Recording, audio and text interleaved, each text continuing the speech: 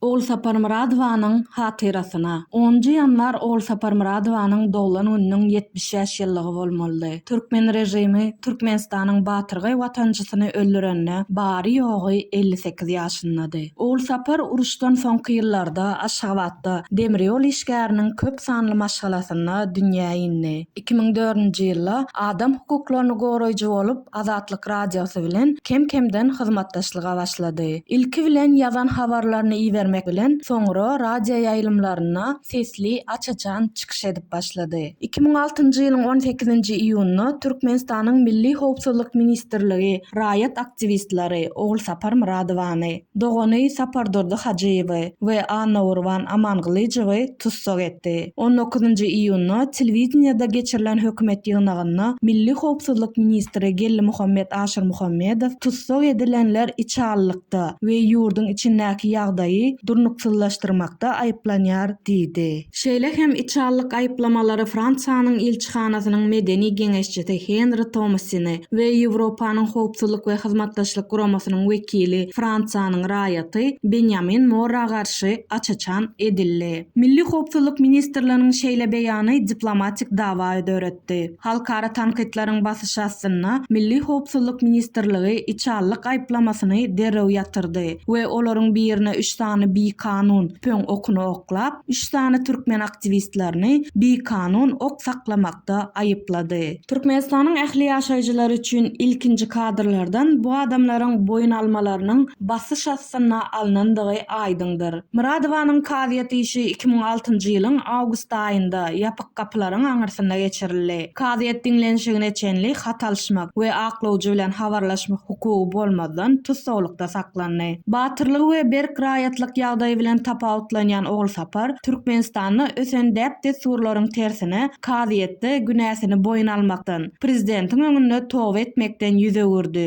we 6 ýyl azatlykdan mahrum edildi. Bir näçe günden soň 14-nji sentýabrda häkimetler tarapyndan çağalarynyň we günwatar diplomatlaryň aýtmagyna görä Myradowanyň gynamalarynyň alamatlary görülýän jesedi maşgalasyna gowşuruldy. Şol kaziýet işinde günäkärlenýänler deslapky derňe wagtyna aktivistin kemsidilenligini tasdikladylar. Halkara guramalar Myradowanyň ölüminiň ýagdaýlary barada derňe talap etdi. Ýöne derňe hiç haçan geçirilmedi. Amanglyjew bilen Hajiýewyň hersi 7 ýyl azatlykdan mahrum edildi we diňe hökümlerini dolu ýerine ýetirilenden soň boşadyldy. Türkmenistan hakda filmiň surata düşürilmegine gatnaşanlaryň hemmesi ýyzarlandy. Mysal üçin türkmen bilimindäki kynçylyklar barada gurrun beren mugallim işden aýryldy we gorkuzuldy. Myradowanyň 3 çagasy tutsak edildi we Türkmenistanyň içeri işler ministrliginiň wagtlaýyn tutsakhanasyna 2 hepde saklandy. Şeýle hem kemsidiji sorawlara sezewar edildi. Ogulsapar fransuz jurnalistleri bilen türkmen atraryň repressiýa edilen başlygy tanyşy Gelli Kärizowyň akwaly barada aladalaryny paýlaşdy. Şondan soň fransuzlar bu maşgala agzalary bilen video söhbetdeşlik geçirdiler. Kärizow 2007-nji ýylda boşadyldy. Soňra adam hukuklary guramalarynyň gollawy bilen Kärizow maşgalasy ýurtdan çykmagy başardy. 2015-nji ýylda Birleşen Milletler Guramasynyň adam hukuklary geňeşi kararlary bilen Amanglyjewyň we Hajiýewyň bir kanun tutsak edilmegini we gynalmagyny ikrar etdi we 2018-nji ýylda Türkmenistan hökümetini adam hukuklary aktivisti Ogulsapar Myradowanyň gynamalaryna we ölümine jogapkar diýip ikrar etdi. Türkmen häkimiýetleri halkara borçnamalaryny äsgermezlik edýärler we şu wagta çenli bu kararlara täsir bildirmediler. 2007-nji ýylda jurnalist Bert Siller filmiň bir nuskasyny Ogulsaparyň erkek dogany Anadurdy Hajiýewa berdi.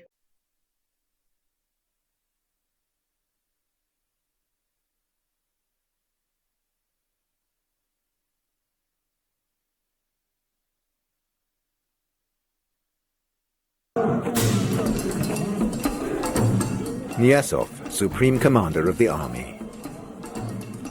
Niyazov, President for life since 1999. Niyazov, Secretary General of the only authorized political party. Niyazov, self-proclaimed prophet and direct descendant of Muhammad. Niyazov, omnipresent in the lives of his 5 million constituents. Niyazov, practically unknown in the West. Sapamurad Niyazov, former Communist Party apparatchik, democratically elected as head of state in 1991, has transformed Turkmenistan into one of the most closed and repressive countries in the world. Welcome to the country of Niyazov. Welcome to Ниязовленд.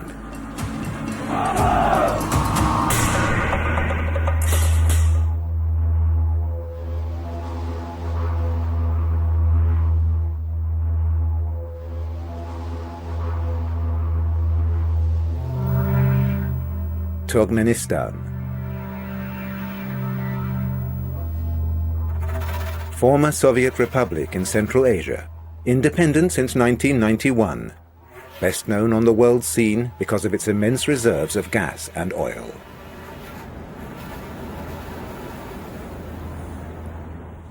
Turkmenistan. Inaccessible to journalists, except for a few rare official trips, which are tightly supervised. These images are a first. I will be filming them thanks to a transit tourist visa, a hidden camera, and a small amateur camcorder.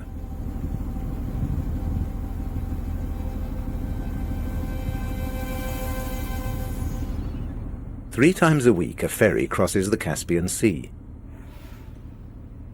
A 12-hour crossing between Baku and the Turkmen coast, before arriving at the port of Turkmenbashi, renamed 5 years ago to the greater glory of President Niyazov. I haven't yet set foot on land, and the crew signals me not to film. It's the start of a game of hide-and-seek which will last 5 days, in order to get the pictures you're going to see.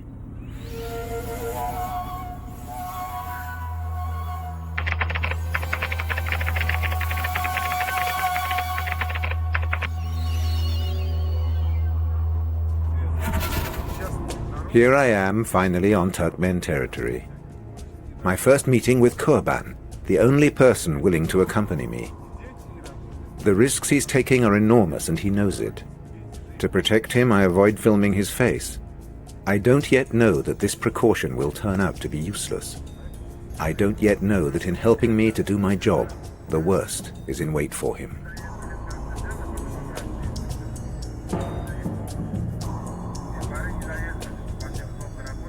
It's impossible to get around this country without permits.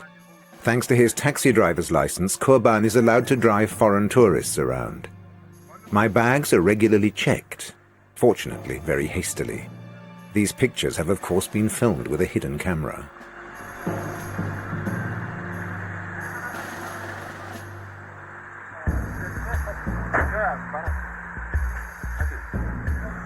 All my movements through Turkmen territory are written down in notebooks. The authorities will later discover the precise itinerary of my trip, the hour and date of my comings and goings.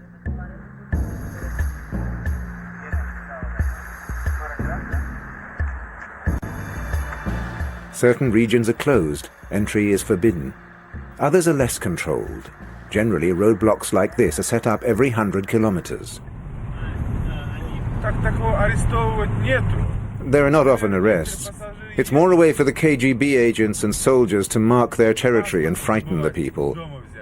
When we forget our passes at the house, we're often forced to go back and get them. But most of the time, the soldiers make us pay a bribe before letting us go on. It's a known fact that the soldiers don't eat well, that they're starving, and that they earn their living thanks to this petty trafficking. Everyone's aware of these practices and just lives with them.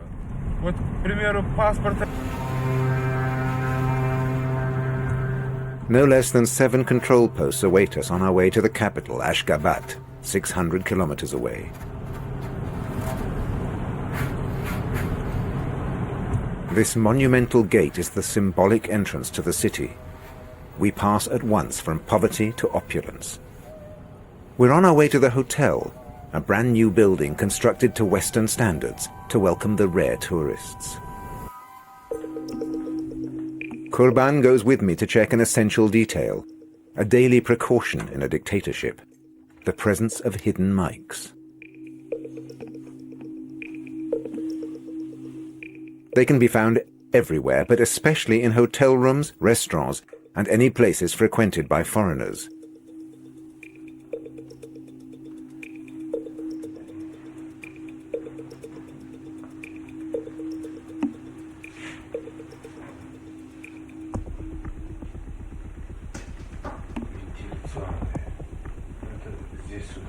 The fan system is a standard hiding place. It's easy to put mics inside. There's an electric cable and a switch. But no, they haven't put anything here.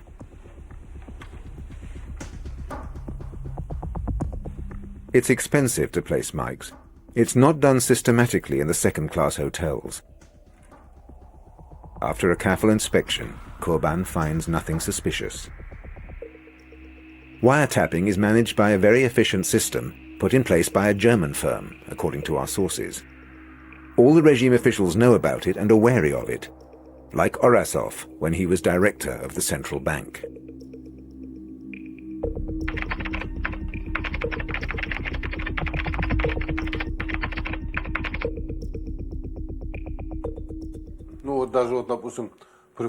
I often attended meetings where Ниязов wasn't present.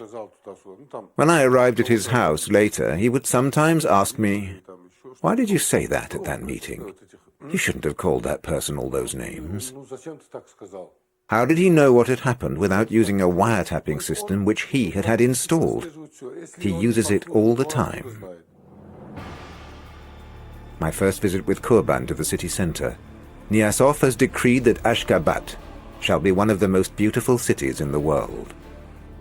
Marble and gold, palaces, arches and fountains. A strange mix of Greco-Roman, Ottoman and French classical styles in the middle of the desert.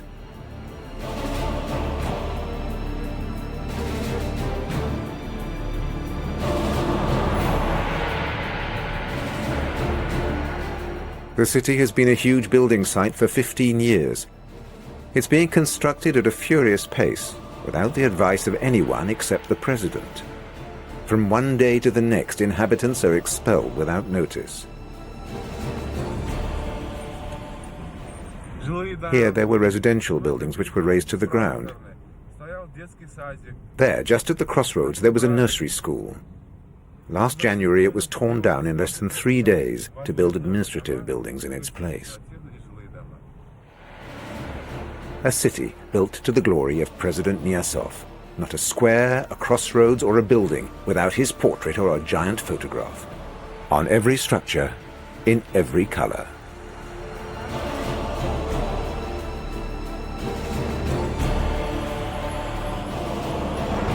The height of narcissism is reached with this unique statue of the president. The statue pivots on itself, following the movement of the sun.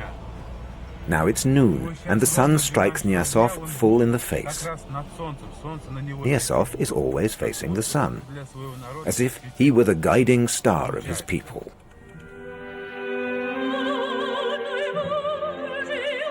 The giant French civil engineering company Bouygues takes care of every detail of all the prestigious new buildings. President Ниязов and the Bouygues company have signed more than 30 contracts since 1991, enough to establish firm ties between them, ties which have been analyzed by investigative journalist David Garcia. These are extracts from a Bouygues in-house DVD which I was able to get through my sources. These are pictures glorifying the buildings Bouygues are constructing in Turkmenistan. And here you can see the biggest mosque in Central Asia, $150 million worth. And this is Martin Bouygues, who went in person to inaugurate this great monument to the glory of Turkmenbashi, the little father of the Turkmens. And it's not just the French. All the major international groups like the Deutsche Bank, Daimler Chrysler, Boeing, Siemens, and many others are all fighting to get a part of the cake. Ниязов is one of the most courted heads of state in the world. He's also one of the 10 most corrupt, according to the NGO International Transparency. A Turkmen journalist, close to local businessmen, is familiar with his practices. Every appointment with Ниязов costs you $50,000 for a maximum of 20 minutes. When you enter his office, it's like playing the lottery. You know that you could lose everything, or you could win the big prize. That $50,000 could bring $50 million if you can get a contract signed. That's how it is for all the business done here.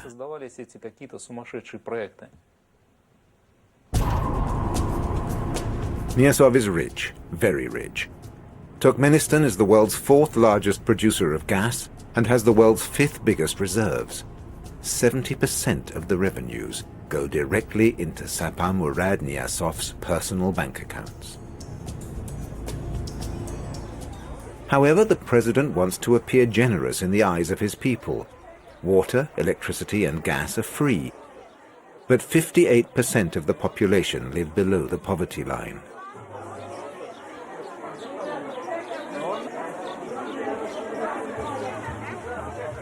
And as my guide explained to me, the standard of living continues to worsen. Yes. That way, go this way.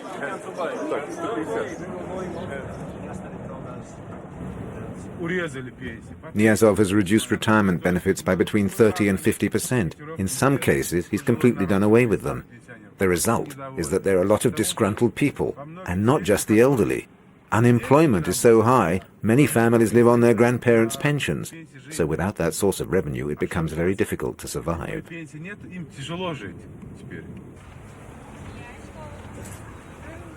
It's impossible to approach the people in the market to talk about the problems of their daily life. I'm immediately stopped by a plainclothes policeman who insists on checking what's on my tape. Here, the rare tourists only have the right to photograph what the regime wants to show them. No problem if you show an interest in the greatness of President Niyazov, omnipresent, even on the bottles of vodka. Not to mention the newspaper stands. A rapid reading of the main national daily by a Turkmen dissident. This is the national newspaper. It's called Objective Turkmenistan, and it's published in Russian. Look at the astronomical number of photos of Niyazov. The first photo, the second photo, the third photo, and the stadium named after him. Niyazov, who has himself called Turkmenbashi, is everywhere. Turkmenbashi, Turkmenbashi, Turkmenbashi. Even the newspaper was founded by Turkmenbashi, and it's the main newspaper in the country. The literal meaning of Turkmenbashi is the father of all the Turkmens. Today, this constantly repeated expression infuriates Nikolai Gerasimov. Yet he invented it when he was head of the president's press service.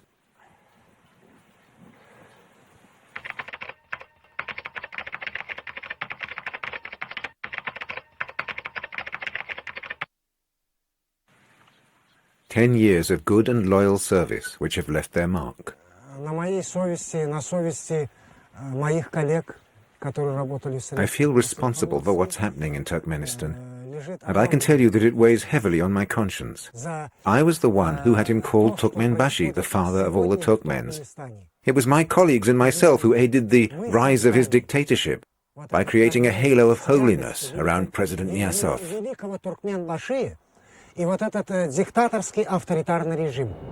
Saint Niyazov. In his megalomania, nothing will stop him. And when Bouygues' subsidiary TF1, France's most popular TV channel, is given the job of modernizing the country's television service, the instructions are clear. What Niyazov wants above all is for his people to see him even more. Of course, in Turkmenistan, there is already a totally insane personality cult. But Niyazov thought not enough was being done on television, and he asked his French friends to find some visual solutions. And one day, 2 French engineers came up with an absolutely brilliant idea. You have to admit it. Why not stick Niyazov's logo, his profile, his photo on the screen? So here you are. That's what I'm showing you on the screen here.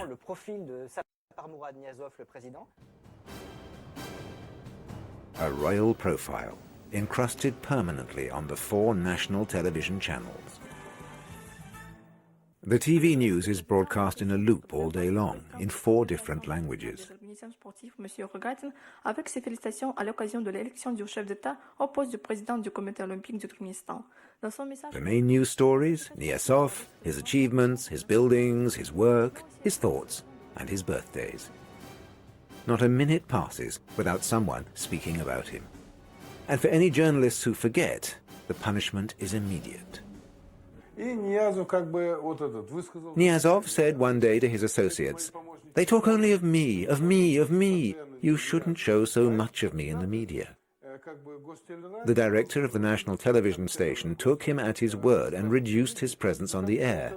7 days later, he was fired and put in prison. There you are. That tells it all. What more can you say? Nothing.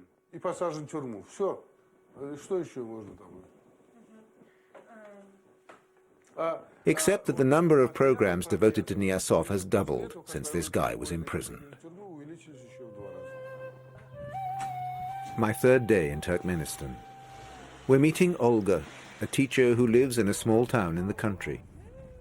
After hesitating a long time, she agrees to invite us into her class for a few minutes. Good morning, children. Good morning, miss. Would you please begin by saying the Pledge of Allegiance? 5 minutes every day are devoted to the Pledge of Allegiance to Niyazov, whose portrait is in every classroom.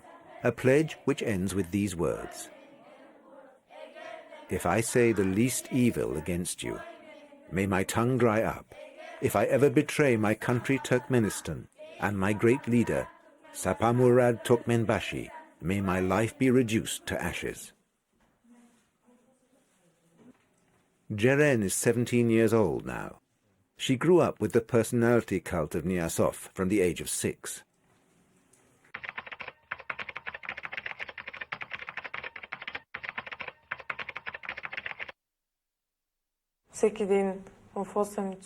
It was hard to continually repeat every morning, every day, the pledge, the hymn to the president, to repeat it over and over and over.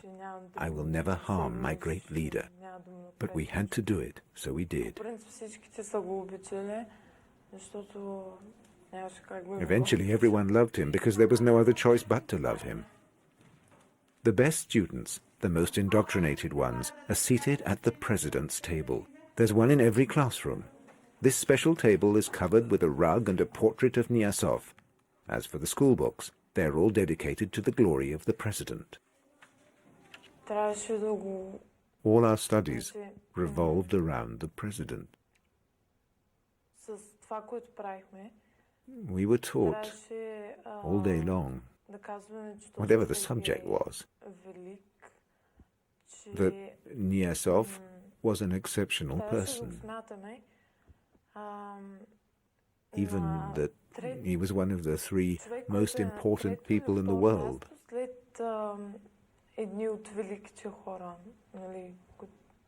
In fact, I had the feeling that he was part of my family. I knew everything about him, his history, his family tree. He was like a father or a grandfather. The school curriculum consists of Niyazov, his family, and the greatness of the Turkmen people. If anyone knows a poem, they may recite it. All the sacrifices that we are making are useful. Thanks to our sacrifices, our soul is raised. Our president asks this of us. Let us be worthy and proud of our greatness. It was apparently the Turkmen who invented writing and the wheel. Well, that's what's being taught to the children here. 4 to 5 hours of this kind of teaching is a lot compared to the half hour devoted to the rest. Maths, languages, history, geography, literature. Today, the pillar of education rests on a single reference book, the Ruknama. Literally, the holy book of the spirit. It seems that Allah in person dictated it to Niyazov. Whatever the case may be, this work is considered to have the same importance as the Quran. Like all teachers, Olga knows that it's too dangerous to criticize the writings of such a man in front of a camera. In the taxi which we take together before saying goodbye, everyone tries to outdo one another in loyalty. Are your children interested in the Ruknama? Yes, they're interested in it, but they don't have any choice. Do they read it? Of course they read it. We explain it to them by drawing comparisons with daily life. It's a very well-written book. In the Ruknama there are lots of good things. It's a very good book. Yes, there are lots of stories and legends. It is very, very interesting. And the second Ruknama is even more interesting, because it's a book which came right from the heart of our great leader's soul.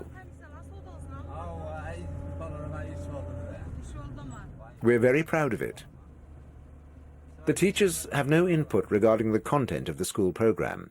Tajigul, an economics professor at Ashgabat University, applied the ministerial directives for 10 years.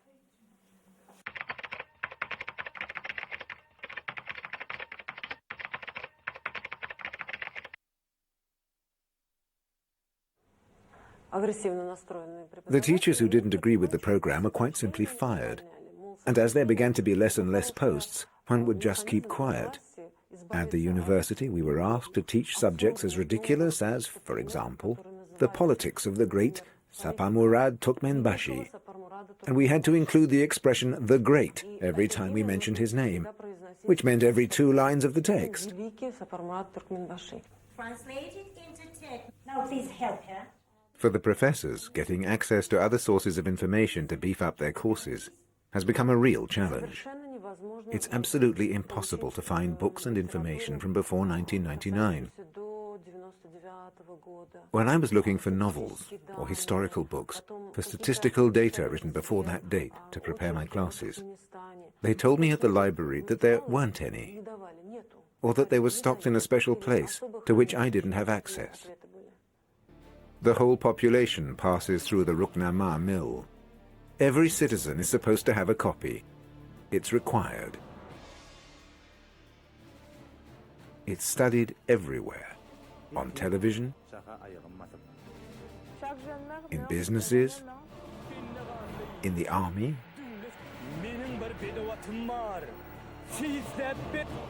and even at night in the heart of Ashgabat, as I was able to observe during my stay. Niyazov preaches his vision of the world through the animated pages of this giant Ruknama. And to motivate the skeptics, Niyazov promises paradise to all those who read it 3 times. Has Turkmenistan become a giant sect in the hands of its guru Niyazov?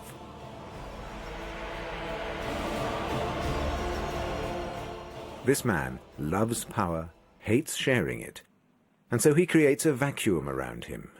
More than 170 ministers have been imprisoned since he took power in 1991.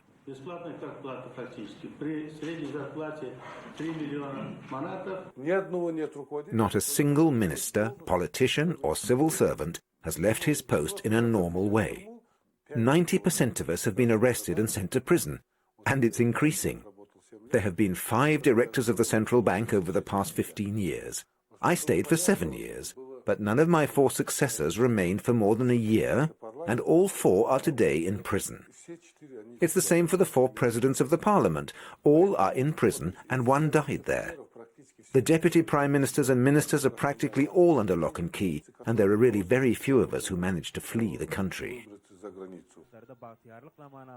Niyazov loves to send people from the limelight into the darkness. He's even done it live on television, where he plays the role of prosecutor, judge, and jury. This is a first for any dictatorship.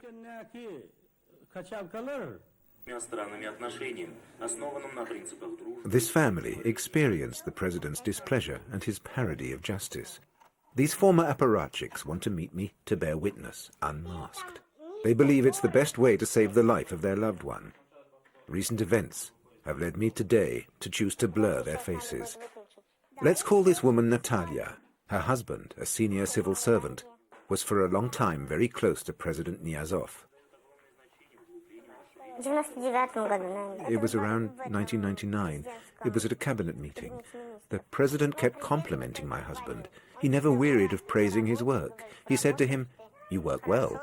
I'm happy with you." In fact, the president never complained about his work. Of course, we were all very happy.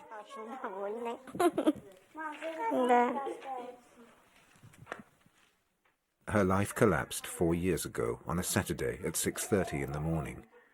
Her husband was called to the cabinet. He went there without imagining for a single second what was waiting for him. His tie and his ring were brought to me at the end of the day. I asked them, "Have you killed him or what?" They answered, "Don't ask questions. We have nothing to tell you. Go home now. Move along. There's nothing to see." Her husband spent 15 days in the detention center, which can be seen behind this building. This is where political prisoners learn about the torture that props up the despotism.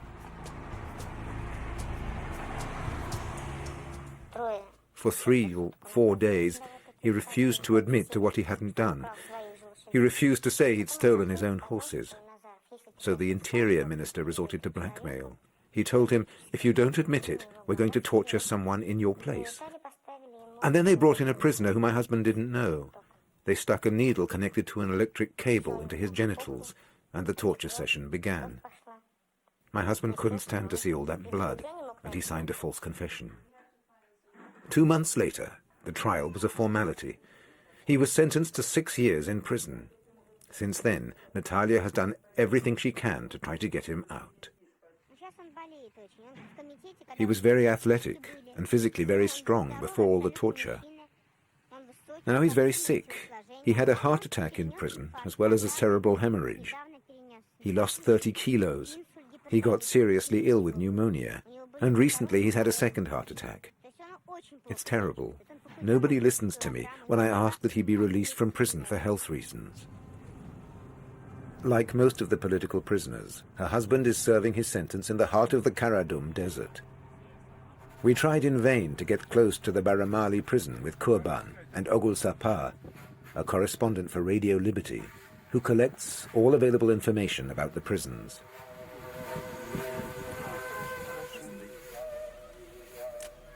These are rare photos from Turkmen prisons, taken by Kurban with his cell phone. Walls, doors and buildings that look more like farm buildings than fearsome detention centers. And yet...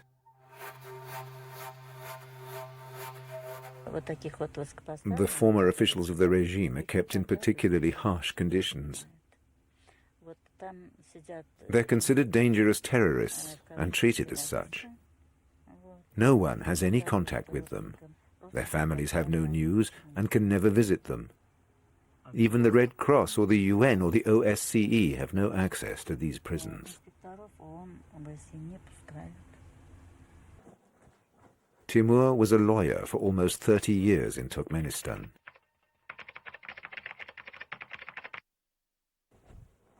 He knows every one of the Turkmen prisons.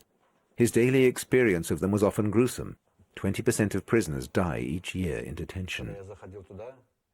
One day when I went inside the prison, the guards had not even bothered to hide the corpses. They were scattered on the ground, just next to the visitors' room. I saw them with my own eyes. They died because of the dreadful conditions in the Turkmen prisons. These prisoners disappear without leaving a trace. The victims of the regime are many, but we know the identities of only a handful of them. The prisons are full to bursting. The turnover of prisoners is impressive. More than half are pardoned every year, but the number of convictions continues to rise. In total, a third of the civil population has spent time in prison. The people who are released from prison can't get work. No one wants to hire them. In addition, most of them have contracted infectious diseases such as tuberculosis while in prison.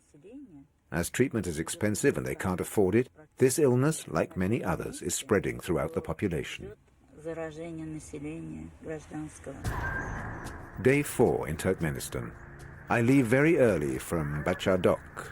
Kurban is not traveling with me today. My new go-between wants to compartmentalize the contacts between opponents of the regime in order to avoid arrests. I'm in full agreement with this precaution. Destination unknown.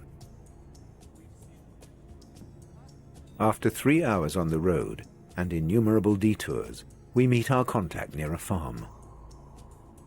Let's call her Natalia. She's a doctor in epidemiology and travels throughout Turkmen territory studying the spread of infectious diseases. The notes she takes are confidential. Speaking about them would put her at risk of imprisonment, but the situation is alarming.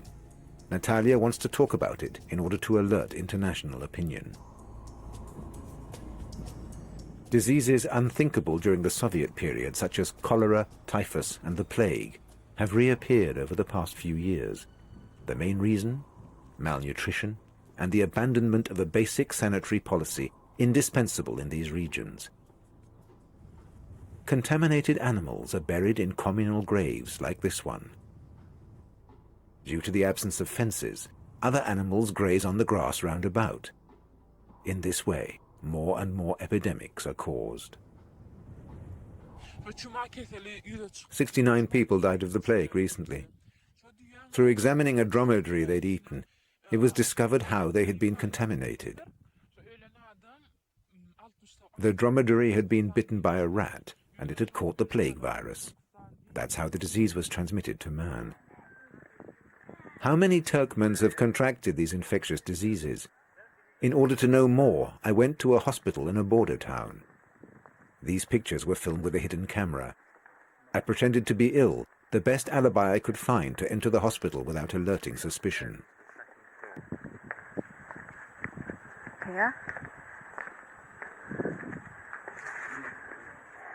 No one wanted to speak to me. Too dangerous, much too dangerous. Niyazov has decreed that the Turkmen population is in good health. Officially, diseases such as tuberculosis, AIDS, and the plague do not exist. The doctors have received very strict orders. They're forbidden to give the real diagnoses to their patients. Tatiana was a general practitioner at the Red Cross Hospital in Ashgabat for 20 years.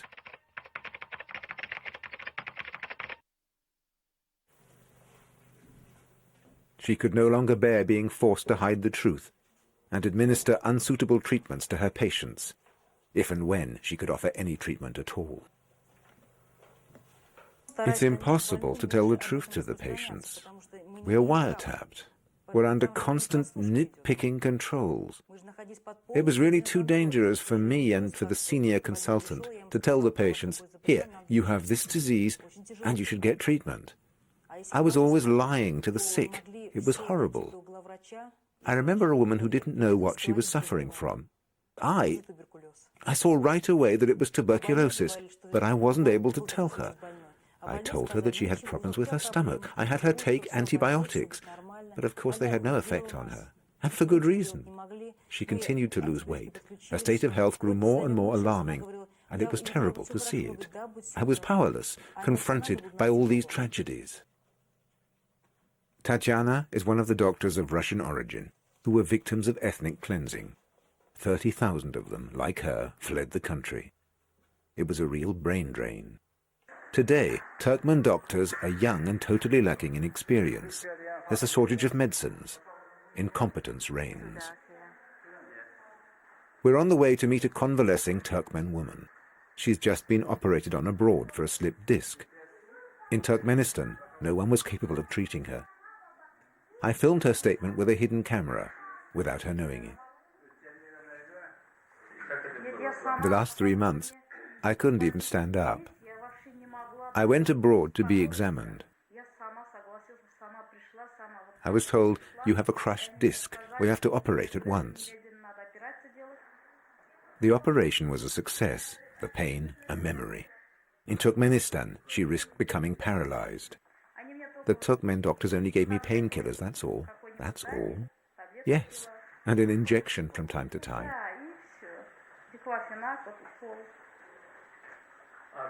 Regarding the diagnosis, was it the same here and abroad or different? No, it was different. In Turkmenistan, the doctors never told me I had a crushed disc. I heard it over there. They just told me I had a little inflammation. Operations abroad are frequent. Clandestine networks to organize the trips are growing. Here I am at Dashoguz, in its public housing developments from the Soviet era. I have an appointment with a smuggler in an ordinary apartment on the second floor of this building. 3 candidates for departure are waiting for the right moment. They're petrified. The bribes are never a guarantee that the operation will be a success. The camera is just one thing too much for them. They kick me out right away.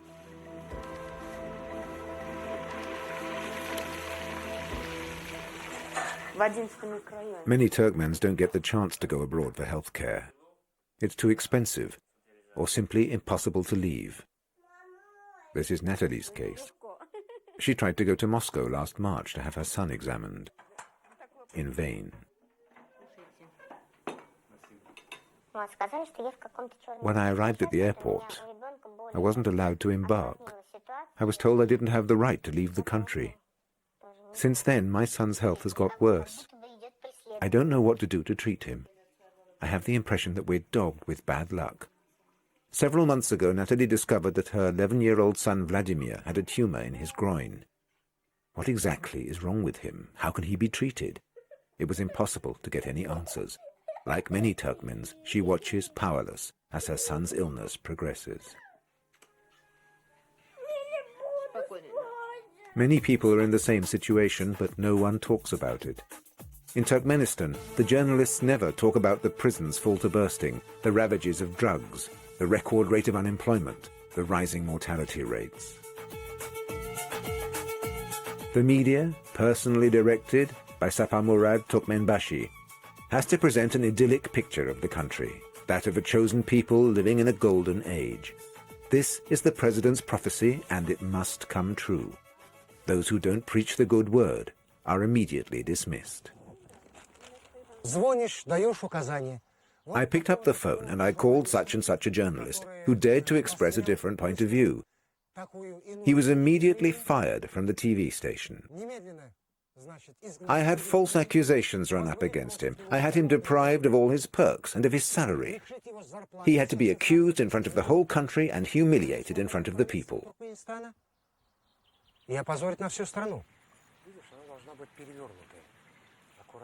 For 10 years, Nikolai believed himself untouchable. He was one of the president's protégés. Thanks to his zeal, he was even given the job of writing Sapamurad Niyazov's authorized biography in 2003. It's the story of an orphan with an exceptional destiny. His mother was a saint, his father a hero of the Second World War. But while going through the confidential archives, Nikolai discovered the astonishing truth. His mother had been a prostitute. His father, a deserter, who had surrendered to the Germans at the beginning of the fighting. I ran as fast as I could to Niyazov's home to tell him of my discoveries.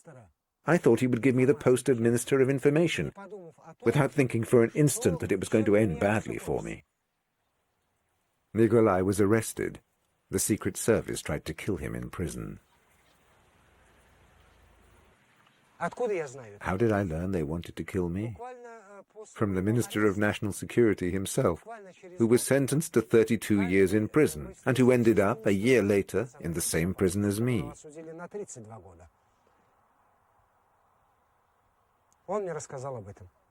He told me they'd planned to assassinate me by disguising the murder as suicide.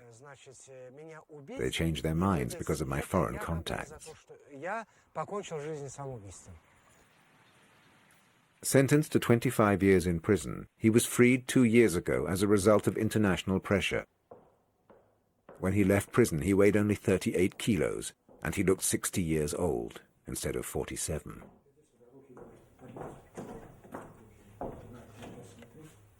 Nikolai did his job well.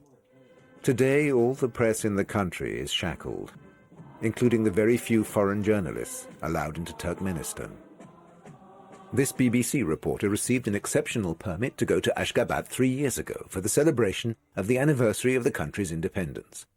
The people he spoke to, a cross-section of society, all spoke in the same terms about President Niyazov. Such a talented person. My fifth and last day in Turkmenistan. We're driving to Izmukshir in the north of the country. A necessary itinerary because it's written in my request for a transit visa. This is a festival in the middle of the desert. I film these images with my camcorder quite openly. This time I play at being the perfect tourist. Horse races, traditional buildings, Turkmens in their Sunday best, games, laughter, songs.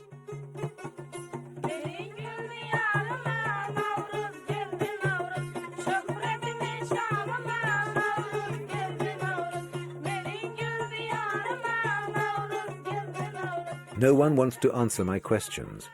The people here have nothing to say. My visa expires in a few hours. I absolutely must leave the country. A few last kilometers, traveling with Kurban. We will separate here at one of the many checkpoints.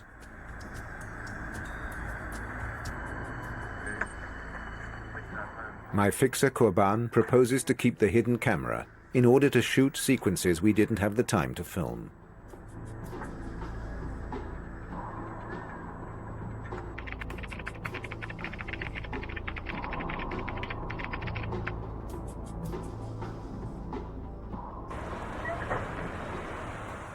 Most of my contacts believe that my arrest was inevitable. So far, no one has succeeded in leaving the country with the kind of pictures I have filmed. A last stolen shot before crossing the border.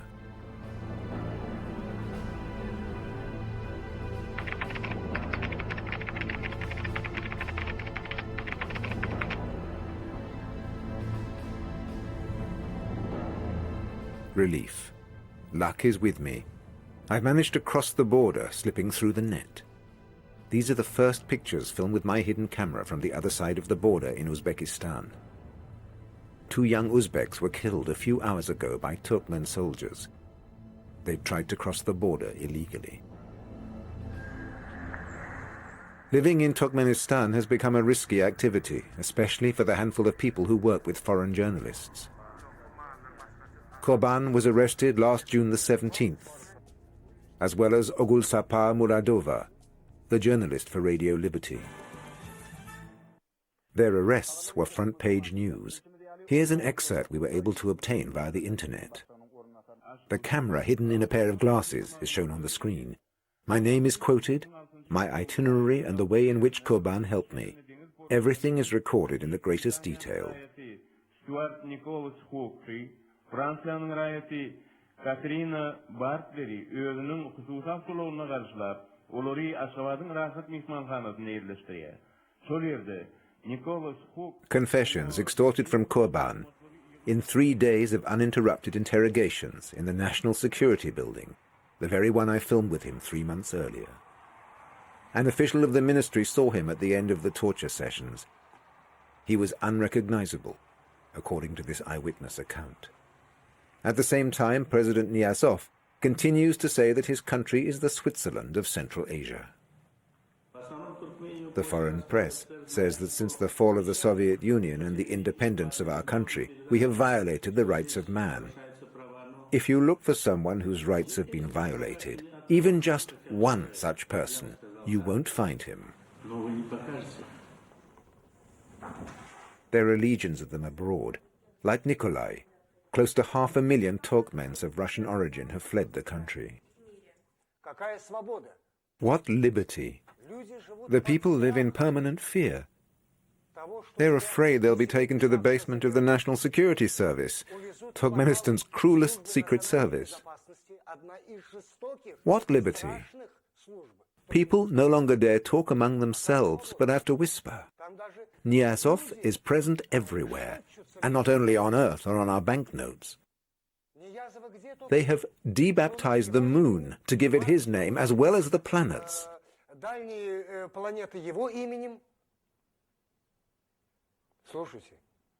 What's the civilized world doing to let all this happen? In Turkmenistan, we know at least 2 people who dared to do something. My guide and fixer, Kurban Amalklichev, and Ogulsapar Muradova, the journalist of Radio Liberty. No member of their families has been able to see them in prison. After a trial behind closed doors, which lasted less than 2 hours, they were sentenced last August the 25th to 7 and 6 years prison, respectively. In mid-September, Ogulsapar died in his cell, apparently as a result of violent blows to the head, the liver, and the kidneys. The 5 million Turkmens today speak with a single voice. At 66 years old and after 15 years in power, Sapamurad Niyazov has no intention of yielding any ground. The allegiance of his people must be beyond all limits, as is stated in the country's national pledge. My dear Turkmenistan, my country, may my flesh be ever faithful to you. If ever I do you the slightest harm, may my hand be cut off. If I say the least evil against you, may my tongue dry up. And if I ever betray my country Turkmenistan, and my great leader Sapa Murad Turkmenbashi, may my life be reduced to ashes. The final word from the country of Niyazov, the leader of all the Turkmens.